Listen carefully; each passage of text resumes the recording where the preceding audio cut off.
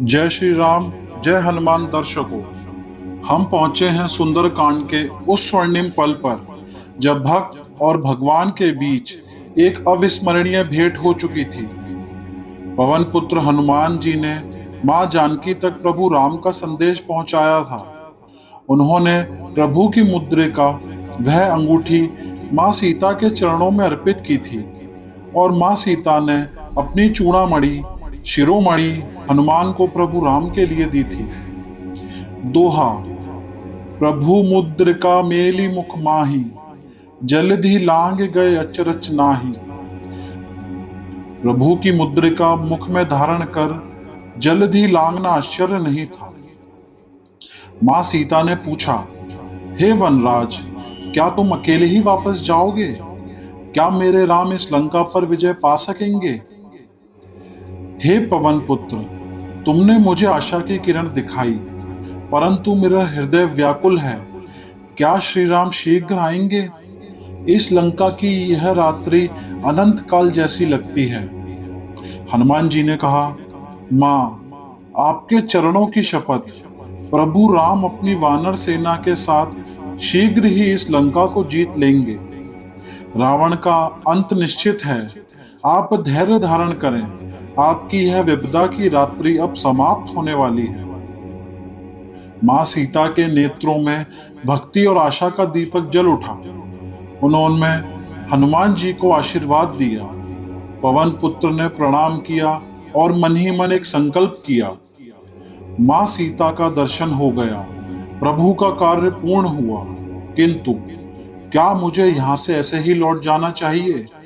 नहीं, मुझे इस लंका की शक्ति परखनी है। इस वाटिका को उजाड़ूंगा, राक्षसों को ललकारूंगा और उस अहंकारी रावण तक पहुंचूंगा।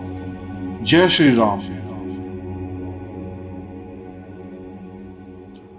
और फिर वह क्षण आया जो पूरी लंका को हिला देने वाला था। पवन पुत्र हनुमान जी ने अपना विशाल रूप धारण किया। उनका शरीर पर्वत के समान हो गया। आंखें अंगारों की भांति दहकने लगी। पूंछ में अग्नि की लपटें उठने लगी। दोहा: ऊमा न कछु कपि के अधिकाई, प्रभु प्रताप जो काल ही खाई। यह वानर की महत्ता नहीं, यह उस प्रभु का प्रताप है जो काल को भी ग्रस लेते हैं। हनुमान जी ने उस विशाल वाटिका को देखा, रावण का वह अहंकार का प्रतीक, जहां मां सीता को बंदी बनाकर रखा गया था।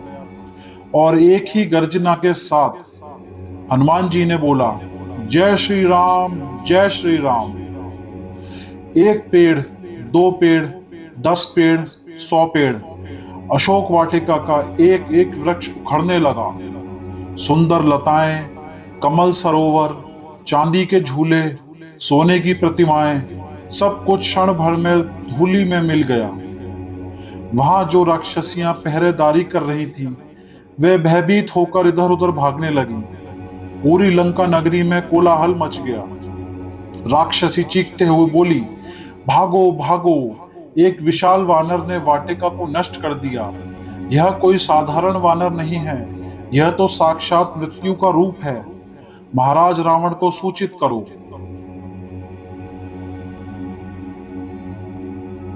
लंका के भीतर रावण के महल में सन्नाटा टूटा। एक एक करके दूत भागे आए, थर थर कांपते हुए। द्वारपाल, महाराज महाराज, एक विशाल वानर ने अशोक वाटिका को जड़ से उखाड़ दिया है। वह भीमकाय है, पर्वत के समान। वह प्रचंड गर्जना कर रहा है। हमारी पहरेदार राक्षसियां भाग खड़ी हुई हैं। वाटिका का एक भी वृक्ष शेष नहीं बचा। रावण धारते हुए, एक वानर, एक तुच्छ वानर ने मेरी वाटिका को नष्ट किया।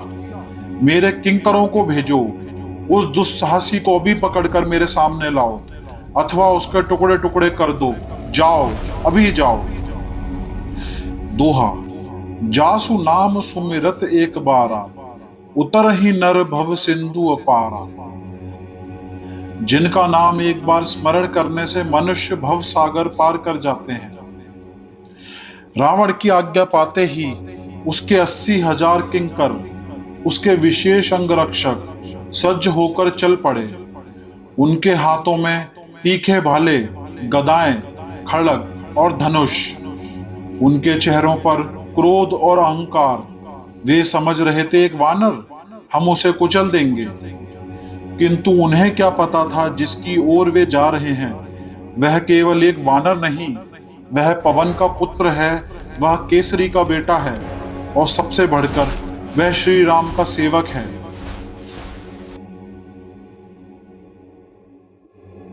किंकरों की सेना अशोक वाटिका के खंडरों में घुसी। उन्होंने देखा एक विशाल वानर, जिसकी आंखें लाल अंगारों जैसी, जिसका शरीर एक पर्वत के समान, जो उनकी ओर देखकर मुस्कुरा रहा था। किंकर सेनापति ललकारते हुए, ओ वानर, तूने बड़ी गलती की, अब तेरा अंत निश्चित है। हम रावण के किंकर हैं, हमने देवताओं को भी पराजित किया है। समर्पण कर, अन्यथा तेरे टुकड़े टुकड़े कर दिए जाएंगे। हनुमान जी, जय श्री राम। दोहा।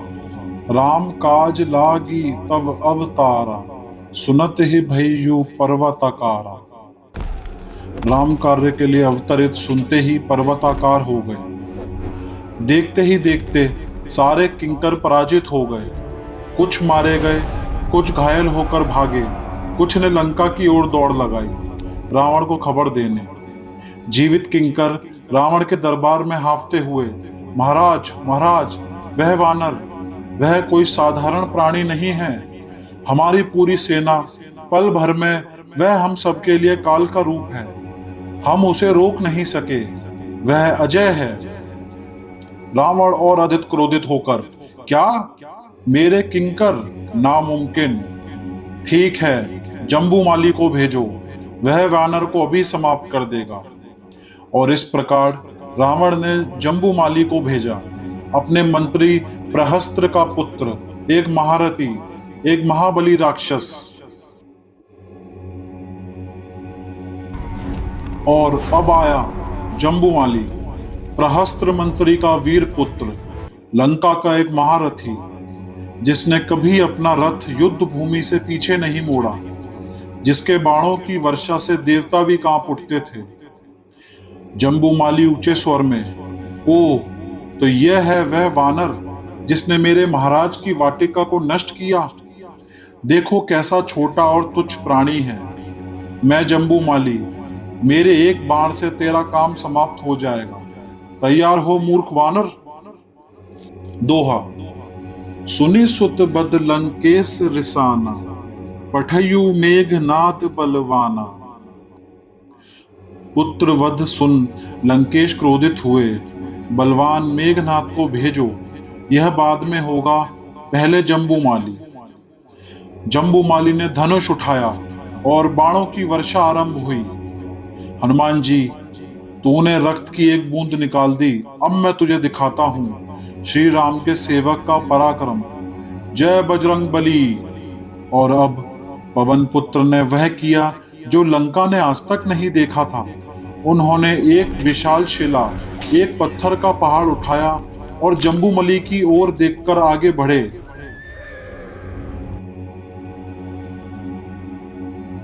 हनुमान ने एक विशाल शाल वृक्ष उठाया जो स्वयं एक पर्वत के समान था।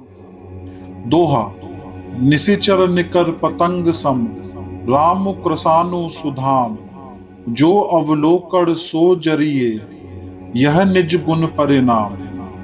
राक्षस पतंगे हैं, राम अग्नि के समान। जो भी उन्हें देखे वह जले, यह उनका स्वभाव है। जम्बूमली लंका का वह महारथी एक ही प्रहार में काल के गाल में समा गया। लंका की प्राचीरों पर खड़े राक्षस योद्धा निस्तब्ध थे। रावण के दरबार में सन्नाटा छा गया और देवताओं ने स्वर्ग से पुष्प वर्षा की। आकाशवाणी ने, साधु साधु, हे वायुपुत्र, हे महावीर, आज तुमने रावण के अभिमान को एक और आघात दिया। जय हो, जय पवन सुत हनुमान। किंतु हनुमान रुके नहीं। उन्होंने ऊपर देखा, मुस्कुराए और अपनी पूंछ हिलाई। अभी बहुत काम शेष था।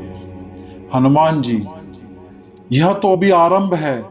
लंका के सबसे बड़े अहंकारी तक पहुंचना है। प्रभु राम की ज्ञान दृष्टि से ही यह सब हो रहा है। मैं कुछ नहीं, मैं केवल राम का दास हूं। आगामी भाग में रावण भेजेगा अपने मंत्री पुत्रों को और हनुमान की परीक्षा और भी कठिन होगी। जय श्री राम, जय हनुमान। दोस्तों, इस चैनल पे और कहानी सुनने के लिए लाइक करें, शेयर करें और चैनल को सब्सक्राइब करें।